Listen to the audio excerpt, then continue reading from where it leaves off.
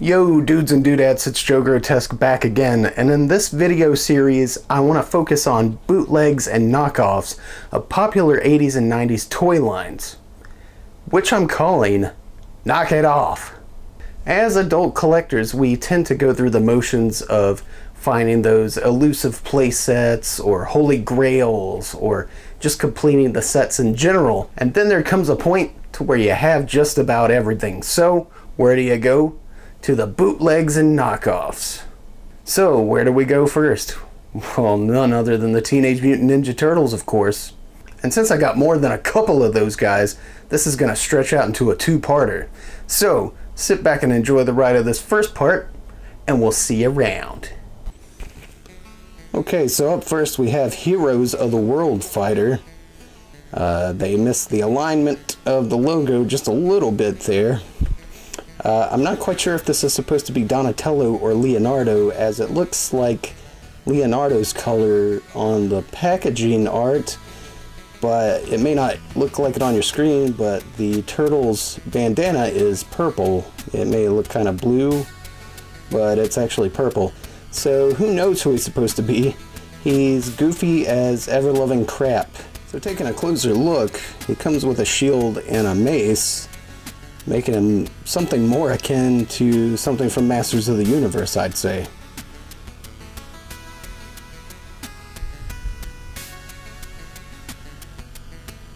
Now, as far as knockoffs and bootlegs go, it doesn't get much goofier and weirder than this.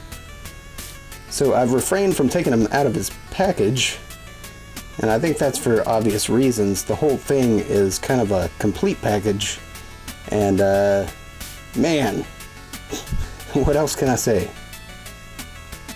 Up next we have this Turtles Fighters turtle, and you can see the little tagline there. They're really not trying to hide what they're knocking off there. It's actually looks like it's a direct cast from the original figure, just kind of horribly done and horribly painted. And as you can see, it's purple, so it's supposed to be Donatello, but he's got an R on his belt.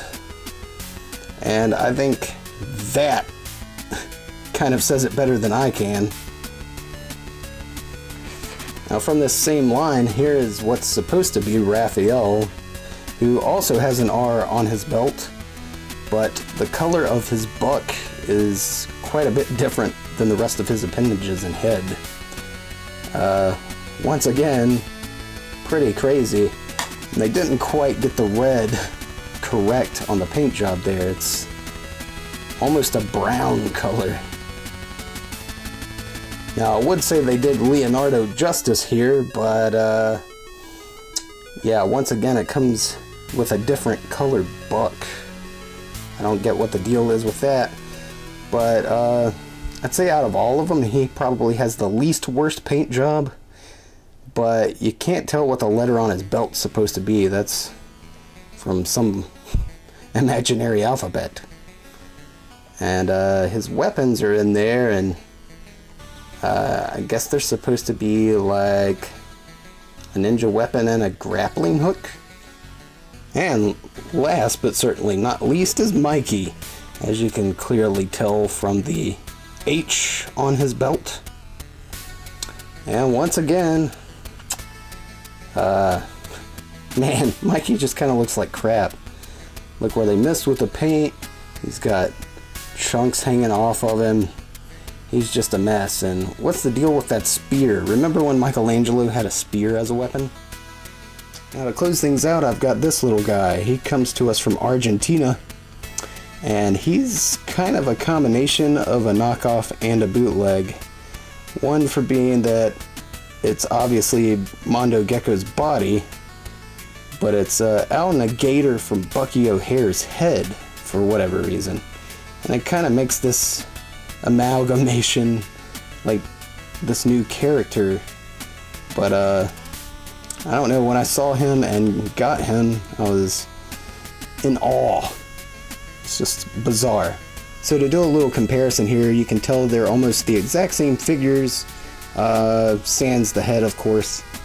And I mean, yeah, it's like the exact same mold. one of those interesting little items, and I'm happy to have them, I gotta say. So I hope you guys enjoyed that. Please stay tuned for part 2.